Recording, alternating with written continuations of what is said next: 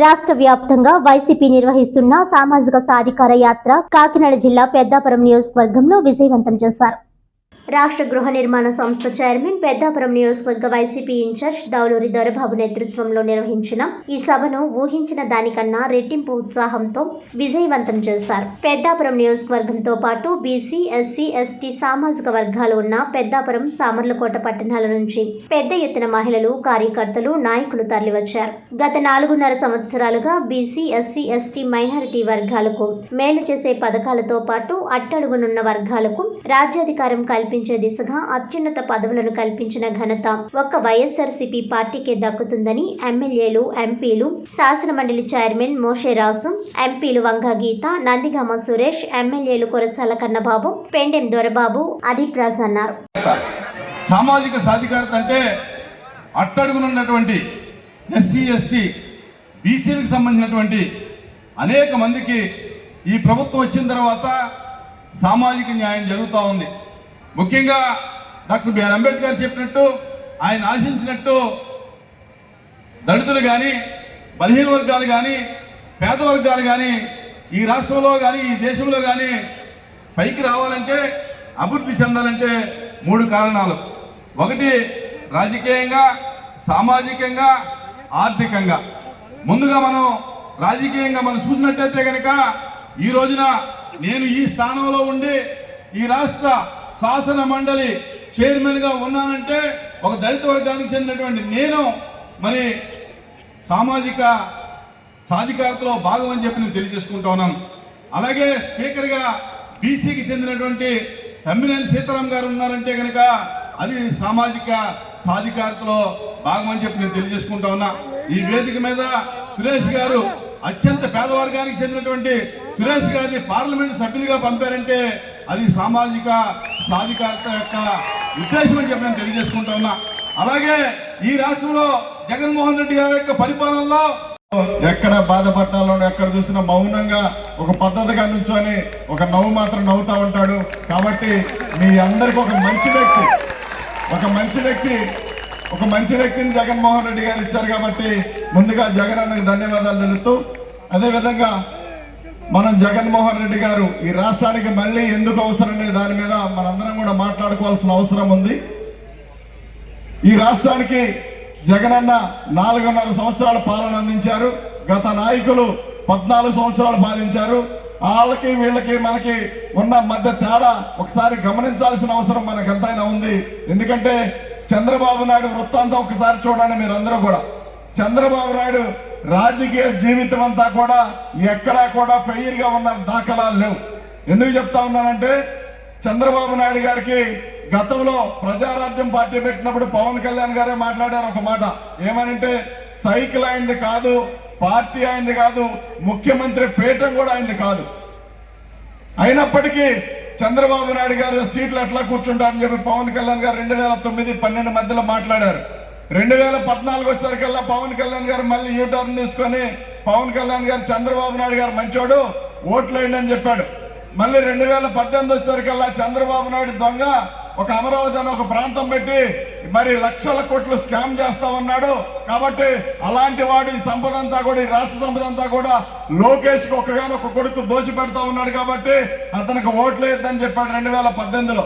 మరి 2023 వచ్చేసరికి మళ్ళీ చంద్రబాబు నాయుడు గారికి ఓటు వేయండి చెప్తా ఉన్నాడు. అంటే పవన్ కళ్యాణ్ గారు ఇన్నిసార్లు యూటర్న్ తీసుకోవడానికి చంద్రబాబు నాయుడు గారు పవన్ కళ్యాణ్ గారికి ఎలాంటి మేలు చేశాడో మనందరం కూడా గమనించవచ్చు. కానీ చంద్రబాబు నాయుడు గారు పవన్ కళ్యాణ్ గారు దోస్తీ చేస్తున్న సందర్భాల్లో చాలా మంది కలిసి వస్తా ఉన్నారు. ఇవాళ బ్లడ్ రిలేషన్ కూడా చాలా మంది కోల్పోయి మాట్లాడుతూ ఉన్నారు. ఒకే ఒక మాట చెప్తా ఉన్నాం, జగన్మోహన్ రెడ్డి గారు ఈ రాష్ట్రానికి అవసరం ఉంది. 4.5 సంవత్సరాల పాలన అందించిన సందర్భాల్లో ఆయన మా పిల్లలను చదివించాడు, మా రైతులను ఆదుకున్నాడు, మా అక్క చెల్లెలను ఆదుకున్నాడు, మా అవ్వాతాతలను ఆదుకున్నాడు, మాకు ఇళ్లు కట్టించాడు, మాకు అసైన్డ్ భూములు ఎన్నాళ్ళ నుంచో అసైన్డ్ భూములు ఇబ్బందులు కలిగి ఉన్న వాళ్ళందరూ కూడా అసైన్డ్ భూములు మరి దాని మీదకున్న రకరకాల ఇబ్బందులన్నీ కూడా తొలగించి ఇవాళ వాళ్ళందరికీ కూడా రిజిస్ట్రేషన్ కల్పించే విధంగా అవకాశాలు కల్పించారు. అదే విధంగా ఇవాళ ఈ రాష్ట్రం కూడా ఇంత సుభిక్షంగా ఉందంటే ఖచ్చితంగా జగనన్న గొప్పతనం మాత్రమే. 4.5 సంవత్సరాలు మాత్రమే పాలించాడు జగనన్న. 4.5 సంవత్సరాల్లో ఇచ్చిన హామీలు 99% హామీలు ఎవరైనా నెరవేర్చారా అంటే ఎవరో నెరవేర్చకపోగా గత నాయకుడు చంద్రబాబు నాయుడు మాట్లాడిన మాటలు మనందరం కూడా చూసాం. హామీలు ఇచ్చేవాడు చంద్రబాబు నాయుడు, హామీలు ఇచ్చిన తర్వాత మర్చిపోయేవాడు. అంటే అధికారం కోసం ఏ రకంగానైనా సరే, ఎన్ని రకాలుగా సరే ఎస్సీల్ని బీసీల్ని అందరినీ వాడుకుంటాడు. అధికారం వచ్చిన తర్వాత ఎస్సీలుగా ఎవరు పుట్టాలని కోరుకుంటారని మాట్లాడుతూ ఉంటాడు. బీసీల తోకలు కత్తిరిస్తానంటాడు. రకరకాల కులపిచ్చితో మాట్లాడిన చంద్రబాబు నాయుడు నిన్నగాక మొన్న బీసీ మీటింగ్ అని ఒకటి పెట్టి దాని గురించి ముసల కన్నీరు గారుస్తా ఉన్నాడు. ఒక్కసారి గమనించండి, చంద్రబాబు నాయుడుకి ఎలక్షన్ టైంలో తప్ప విడి రోజుల్లో మనం గుర్తురాం. మన వాసన కూడా ఆయనకి నచ్చదు. ఎస్సీలుగా ఎవరు పుట్టాలని కోరుకుంటారని చెప్పి మరి ఈ మధ్య కాలంలో మాట్లాడుతూ ఉన్నాడు చంద్రబాబు నాయుడు. దగాపడ్డ దళితుడా అని చెప్పి. సిగ్గుండాలి చంద్రబాబు నాయుడు లాంటి వ్యక్తి అలాంటి మాటలు మాట్లాడడానికి. దళితులను అవమానపరిచి, బీసీలను అవమానపరిచి, ఎస్సీలను అవమానపరిచి, ఎస్టీలను అవమానపరిచింది చంద్రబాబు నాయుడు కాదా? ఈ రాష్ట్రం మొత్తం మీద ఏనాడు కూడా ముఖ్యమంత్రి హోదాలో ఉన్న వ్యక్తిలా కాకుండా ఒక పెత్తనం తీసుకొని ఇష్టానుసారమైన పాలన చేసిన వ్యక్తి చంద్రబాబు నాయుడు. ఇంకా అంట ఇవాళ ఎలక్షన్ వచ్చింది కాబట్టి ఏదో రకంగా అడ్డదారిన కొడుకుని మరి మినిస్టర్ని చేసి, అదే విధంగా తను కూడా రకరకాల అడ్డదారుల్లో పవన్ కళ్యాణ్ గారు లాంటి వ్యక్తులను అడ్డం పెట్టుకొని మరి ఇవాళ అధికారం చేపట్టాలని చూస్తా ఉన్నాడు. ఒక్కసారి గమనించండి, మన ఆడపిల్లలు కానీ, మన అవ్వాతాతలు కానీ, మన యువకులు కానీ ఎవరైనా సరే జగన్మోహన్ రెడ్డి గారు 4.5 సంవత్సరాలలో చేసిన పాలన, గత 14 సంవత్సరాలు చేశాం, 40 సంవత్సరాలు సీనియర్లు అని చెప్పుకునే ఏ నాయకుడైనా చేయగలిగాడా? ఒక్కసారి గమనించండి. కానీ జగనన్నని వీళ్ళందరూ కలిసి మేము ఏదో రకంగా దించేసి ఈ రాష్ట్ర సంపద అంతా కూడా చంద్రబాబు నాయుడు, పవన్ కళ్యాణ్, అదే విధంగా ఈ మధ్య కాలంలో కొంతమంది కొత్త వాళ్ళు వస్తా ఉన్నారు, వాళ్ళందరూ కలిసి లోకేష్ కూడా కలిసి జగన్మోహన్ రెడ్డి గారిని దించుతామని చెప్తా ఉన్నారు. కానీ ఒకటి గమనించండి, మనకి జగనన్న ఎందుకు అవసరం అంటే, జగనన్న గనక ఒక్కసారి మన అవకాశం చేజార్చుకొని వదిలేసామంటే మన భవిష్యత్ అంతా కూడా 20-25 సంవత్సరాలు వెనకపోద్ది. కాబట్టి జగన్మోహన్ రెడ్డి గారు ఉంటేనే మన ఈ రాష్ట్రం బాగుంటుంది. అదే విధంగా మన పిల్లలు బాగుంటారు, మనం బాగుంటాం. ఈ రాష్ట్రంలో ఉన్న వ్యవసాయం, విద్య, వైద్య రంగాలన్నీ కూడా బాగుంటాయి. ఇవాళ జగన్మోహన్ రెడ్డి గారు మరి ఆరోగ్యశ్రీ విషయంలో 10 లక్షల నుంచి 25 లక్షలు చేస్తే ఎల్లో మీడియా ఒక్క మాట కూడా మాట్లాడరు, ఒక్క సమాధానం కూడా. కాకినాడ సిటీ మాజీ ఎమ్మెల్యే వనమాడి కొండబాబు చేసిన అవినీతి అక్రమాలతో పాటు ఆయన కుటుంబ సభ్యుల చరిత్రను ఒక్కొక్కటిగా బహిర్గతం చేస్తానని సిటీ ఎమ్మెల్యే ద్వారంపూడి చంద్రశేఖర్ రెడ్డి అన్నారు. కాకినాడ డి కన్వెన్షన్ హాల్లో ఏర్పాటు చేసిన మీడియా సమావేశంలో ఆయన మాట్లాడుతూ మాజీ ఎమ్మెల్యే వనమాడి తనని అవినీతి పరుడుగాను అక్రమార్కుడని చేసిన వ్యాఖ్యలపై తీవ్ర స్థాయిలో విరుచుకుపడ్డారు. 2019లో జరిగిన ఎన్నికల్లో కొండబాబు అక్రమాలు, అవినీతికి పాల్పడడంతో అతన్ని కాకినాడ ప్రజలు ఓడించారని అన్నారు. కాకినాడ జగన్నాథపురం ఉప్పుటేరుపై 3వ వంతెన నిర్మాణానికి ప్రభుత్వం సిద్ధంగా ఉందని, అదే విషయాన్ని తాను సీఎం జగన్ వద్ద ప్రస్తావించినట్లు తెలిపారు. బ్రిడ్జ్ నిర్మాణానికి కేవలం 34 కోట్లు అవుతుండగా మరో 80 కోట్ల వరకు స్థల సేకరణకు వ్యయం అవుతుందని, అందువల్ల ప్రభుత్వ భూమిలోంచి బ్రిడ్జ్ రోడ్డు వెళ్లేలా నిర్మాణం చేసేందుకు ప్రయత్నం చేస్తున్నట్లు చెప్పారు. ఈ సమావేశంలో ఎమ్మెల్సీ కరి పద్మశ్రీ నారాయణరావు, కాకినాడ వ్యవసాయ market committee chairperson Pasupuletti Venkatalakshmi, కుడా చైర్మన్ రాగిరెడ్డి చంద్రకళా దీప్తి, నగర వైసీపీ అధ్యక్షురాలు సుంకర శివప్రసన్న సాగర్, మాజీ కార్పొరేటర్లు, నాయకులు తదితరులు పాల్గొన్నారు. అందరికీ నమస్కారం. పాత్రికేయుల మిత్రులందరికీ మరొకసారి నమస్కారాలు తెలియజేసుకుంటూ, మొన్న ముఖ్యమంత్రి గారి పర్యటన అయిన తర్వాత మాజీ ఎమ్మెల్యే కొండబాబు గారు టిక్కెట్ రాదేమో అని భయంతో అధిష్టానాన్ని అధిష్టానం దగ్గర మెప్పు పొందడం కోసం ఏదేదో వాగాడు. దాన్ని కౌంటర్ కూడా ఇవ్వడం జరిగింది. సీఎం గారు ఏదైతే అవినీతి లేదో కాకినాడలో దాని గురించి, అభివృద్ధి ఏదైతే ఉందో దాని గురించి, సంక్షేమం ఏదైతే జగన్మోహన్ రెడ్డి ప్రభుత్వంలో సంక్షేమం ఉందో దాని గురించి, ఇవన్నీ కూడా వేదిక మీద ప్రస్తావించి కాకినాడ పట్టణంలో అన్నీ డెవలప్ చేయగలిగాం. ఇంకా కాకినాడ పట్టణంకి ఏం కావాలంటే దాని గురించి కూడా మనం రిక్వెస్ట్ చేయడం జరిగింది. దీని మరలా నేను ఆయన ప్రెస్ మీట్ పెట్టి నాకు ఒక 2-3 మళ్ళీ చెప్పడం జరిగింది. అందులో ప్రధానమైంది అంటాడు, అభివృద్ధి మీద చర్చకొస్తావా? నేను 2 సార్లు ఛాలెంజ్ చేశాను, నువ్వు రాలేదంటాడు. నువ్వు నాతో ఛాలెంజ్ ఇస్తుంది, ఒకవేళ నేను వస్తే నీ మైలేజ్ పెరుగుద్ది. నీ మైలేజ్ పెరగడం నేను ఎందుకు ఒప్పుకుంటాను? నువ్వు అభివృద్ధి చేయలేదని అన్నారు కాబట్టే ప్రజల్ని 2019లో ఓడించారు. 2019 నేను ప్రజలు ఓడించడానికి కారణం ఏంటంటే నీ అవినీతి వల్ల. నీ యొక్క కాకినాడ పట్టణంలో అభివృద్ధి లేదు కాబట్టి నిన్ను ప్రజలు ఓడించి నన్ను గెలిపించారు. అభివృద్ధి కోసం ఛాలెంజ్ అంటున్నావు కదా, నేనేం అవసరం లేదు నీకు ఛాలెంజ్ చేయడానికి, నేనే డిస్కస్ చేయడానికి నీకు అవసరం లేదు. నీలాంటి జ్ఞానం లేని వాడితో మాట్లాడటం నాకు ఇష్టం లేదు కాబట్టి చెప్తున్నాను. ఇక్కడ కాకినాడ నియోజకవర్గంలో 43 డివిజన్లు ఉన్నాయి. 43 డివిజన్ సంబంధించిన ప్రతినిధులు అందరూ వచ్చారు. ఇందులో ఎక్స్ కార్పొరేటర్లు ఉన్నారు, ఒకసారి నెగ్గిన ఉన్నారు, 2 సార్లు నెగ్గిన ఉన్నారు, 3 సార్లు నెగ్గిన ఉన్నారు. వాళ్ళ వార్డుల్లో ఏ అభివృద్ధి జరిగింది 2019 నుంచి ఈ రోజు వరకు, ఏ సంక్షేమం జరిగింది జగన్మోహన్ రెడ్డి వచ్చిన తర్వాత అన్నీ చెప్తాం. ప్రతి క్లిప్పింగ్ నీకు పంపుతాను. నువ్వు ప్రిపేర్ అవ్వు. నువ్వు వచ్చినా పర్లేదు, నీ తొత్తులు వచ్చినా పర్లేదు. ప్రతి వార్డులోనూ ఆ వార్డుకి సంబంధించిన లీడర్లతోటే నువ్వు డిస్కస్ పెడతాను. మా వాళ్ళు చాలు నీతో మాట్లాడడానికి. ధైర్యంగా అందరూ ధైర్యంగా ఉన్నారు. అభివృద్ధి చేయగలిగాం కాబట్టి అందరూ ధైర్యంగా ఉండి ఈరోజు ఈ ప్రెస్ మీట్కి 43 డివిజన్ నుంచి కూడా విత్ ఇన్ షార్ట్ టైంలో 43 డివిజన్ నుంచి ప్రతినిధులు వచ్చారు. అందరూ కూడా ఆల్మోస్ట్ అందరూ ఎక్స్ కార్పొరేటర్లు వచ్చారు. కనుక ఈ ఛాలెంజ్ నువ్వు స్వీకరించమని. అభివృద్ధి విషయంలో వీళ్ళందరూ ఇప్పుడు మాట్లాడతారు. ప్రతి వాడికి అంటే అందరూ మాట్లాడితే ఎక్కువ టైం పడుతుంది కాబట్టి ప్రతి వాడి స్టేట్మెంట్ తీసుకుని మేము మీకు పంపిస్తాం జరుగుతుంది. ప్రెస్ కూడా రిలీజ్ చేయడం జరుగుతుంది. ఒక గంటన్నర గ్యాప్లో అందరి స్టేట్మెంట్లు మీకు ఇవ్వడం జరుగుతుంది. అదేవిధంగా చెప్తాడు, నా పక్కన వాళ్ళందరూ చాలా ప్రతిభతలు, నా క్యాడర్ అంతా చాలా ప్రతిభతలు అని చెప్తాడు. నేను నీ పక్కన కూర్చున్న వాడిని, నీతో నీ ప్రభుత్వం వాడు పక్కన వేసినవాడు, ఆ జైల్లో వేసినవాడు నువ్వు. సో నువ్వు అతని గురించి మాట్లాడేస్తున్నావు. నీ యొక్క లీడర్లనట నేను మభ్య పెట్టేసి లాగేసుకోవడానికి ట్రై చేస్తాను. నాకు అవసరం లేదురా బాబు, మీ దగ్గర స్క్రాప్ అనే మీ అందరూ వదిలేసాం. నాతో పాటు ఫోటోలు ఉన్నాయి నా దగ్గర. నేనే వద్దని దూరం పెట్టాను వాళ్ళందరినీ కూడా. ఇందులో అక్కడ ఉన్న వాళ్ళందరూ భూ కబ్జాదారులు, లంచగొండి వాళ్ళు, ఇటువంటి వాళ్ళందరూ నీ దగ్గర ఉన్నారు కాబట్టి నేను తీసుకోలేదు వాళ్ళు ఎవరిని కూడా. కనుక నీ దగ్గర ఉన్న వాళ్ళు పెద్దోళ్ళు నువ్వు భావించవచ్చు. నా దృష్టిలో నాకు చిన్నవాళ్ళు. కానీ నువ్వు ఆ విషయంలో గుర్తించుకో. నాకు ఎవడన్నా నీతో ఉన్నాడా? ఒక్క కౌన్సిలర్ కానీ ఒక కార్పొరేటర్ కానీ నీతో లేడే? పోనీ ఎవరికన్నా ఒక్క పదవి వేయించావా?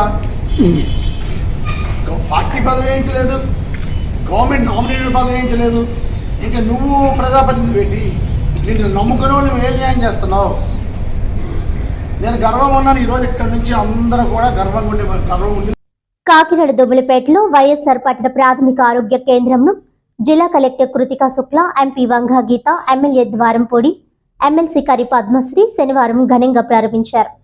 ఈ సందర్భంగా వారు మాట్లాడుతూ కాకినాడ తారక రామనగర్ దుమ్మలపేట వాసులకు వైద్య సేవలు మరింత చేరువ చేయాలనే ఉద్దేశ్యంతో కాకినాడ సీపోర్ట్ లిమిటెడ్ సౌజన్యంతో 1.89 కోట్ల సిఎస్ఆర్ నిధులతో నూతనంగా వైఎస్ఆర్ పట్టణ ప్రాథమిక ఆరోగ్య కేంద్రం నిర్మించడం జరిగిందన్నారు. తారక రామనగర్ దుమ్మలపేట వాసుల వైద్య సేవల కోసం గతంలో 2 కిలోమీటర్ల దూరం వెళ్లాల్సి వచ్చేదని, కానీ ఇప్పుడు అత్యాధునిక సదుపాయాలతో యూపీహెచ్సి నిర్మించడం జరిగిందన్నారు. రాష్ట్ర ప్రభుత్వం పేద ప్రజలకు వైద్య సేవలు చేరువ చేయాలనే ఉద్దేశ్యంతో నిర్మించిన ఆసుపత్రుల ద్వారా ప్రజలకు మంచి వైద్య సేవలు అందుబాటులో ఉన్నాయని, ఈ సదుపాయాలు నగరవాసులు సద్వినియోగం చేసుకోవాలని కలెక్టర్ కోరారు. ఈ కార్యక్రమంలో Kakinada seaport managing director KV Rao, కౌడ చైర్పర్సన్ రాగిరెడ్డి చంద్రకళా దీప్తి, వైఎస్ఆర్సీపీ నగర అధ్యక్షురాలు మాజీ mayor Sunkara Sivaprasanna, Kakinada municipal corporation commissioner CH Naga Narasimha Rao, జిల్లా వైద్య ఆరోగ్య శాఖ అధికారి doctor J Narasimha Nayak, MHO doctor Prithvi Charan,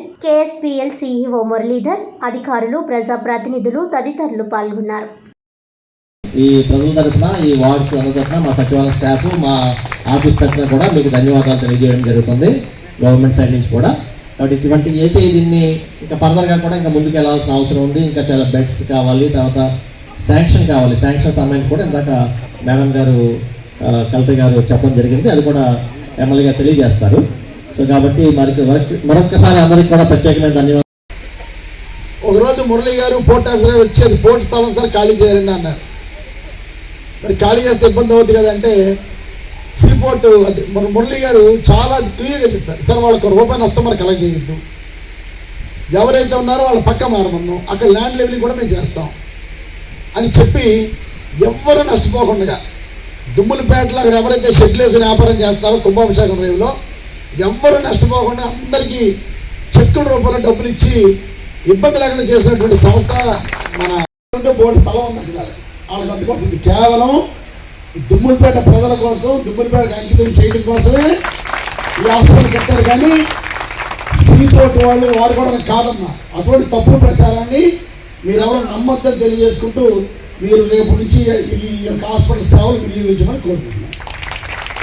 గతంలో మీకు ఇక్కడికి వాటర్ రావాలి అంటే 40 ట్యాంకర్లు వచ్చి 40 నీటి ట్యాంకులు వచ్చి నేను ఎమ్మెల్యేని 2009లో అలా దఫదఫాలు తగ్గించి 2014 ఎలక్షన్గా 7 ట్యాంకులు వచ్చాం. ఈరోజు వాటర్ ట్యాంకులు కట్టాం. ఒక ట్యాంకర్ పైన లేదు, దీనికి కూడా వాటర్ సప్లై చేసేలాగా మొన్న నేను ముఖ్యమంత్రిని డబ్బులు అడిగాను. ముఖ్యమంత్రి కూడా శాంక్షన్ చేశారు. త్వరలో ఒక 6-7 నెలల్లో దుమ్ములపేటకి ఉదయం 3 గంటలు సాయంత్రం 3 గంటలు కూడా నీరు ఇచ్చే కార్యక్రమాన్ని మనం చేస్తాం. అదే ఈ సందర్భంగా దుమ్ములపేట వాస్తవం కూడా ఒక హామీ ఇస్తున్నాం. ఏదైతే కుంభాభిషేకం రేవు దగ్గర బ్రిడ్జ్ ఉందో ఆ బ్రిడ్జ్ 4 నెలల్లో పూర్తి అయిపోతుంది. ఆ బ్రిడ్జ్ పూర్తి అయిపోయిన వెంటనే అక్కడ రేవు దగ్గర కట్టే నావలు అక్కడ కట్టనవసరం లేదు. మీరు డైరెక్ట్గా రైల్వే ట్రాక్ వరకు వచ్చేయచ్చు. ఈ కాలువని బ్రిడ్జింగ్ చేసి ఇక్కడ ముఖ్యమంత్రి గారితో మాట్లాడి ఇక్కడే ప్లాట్ఫామ్ కట్టింగ్ చేస్తాను, అంటే ఫిషింగ్ బ్రిడ్జ్ ఇక్కడ కట్టిస్తాను. కానీ మీరు తెల్లారుజాములు లేచి నాటికి వెళ్ళేటప్పుడు అంత దూరం నడిచి వెళ్ళే పెళ్ళి పక్కనే ఇక్కడే హార్బర్, ఇక్కడే ఫిషింగ్ హార్బర్ కట్టిస్తాను చిన్నది.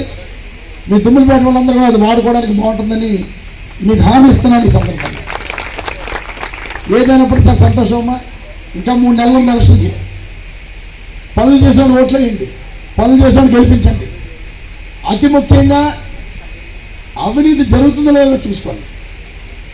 అవినీతి చేసే నాయకులు ఎన్నుకోకండి. ₹1 లంచం తీసుకోవడానికి నేను ఒప్పుకోను, నా కార్యకర్తలు ఒప్పుకోను, లీడర్లు ఒప్పుకోరు. సో అవినీతి లేని రాజ్యాన్ని స్థాపించుకోండి, అవినీతి లేని నాయకులను ఎన్నుకోమని నేను మిమ్మల్ని అందరినీ మనస్ఫూర్తిగా కోరుకుంటూ మరొకసారి ఏమి చెప్పినా రుణం తీర్చుకోలేము. కేవీ రావు గారికి, అదేవిధంగా మురళీధర్ గారికి, కేఎస్పిఎల్ సంస్థకి అడిగిన వెంటనే కాదనకుండా పెద్ద మనసుతో మన కాకినాడ పట్టణంలో దుమ్ములపేట అంటే 10వ వార్డు 11వ వార్డు సుమారు ఇందులో ఎంతమందికి ఇది ఉపయోగం తెలుసా తల్లి? 25,000 మందికి ఈ హాస్పిటల్ ఉపయోగం.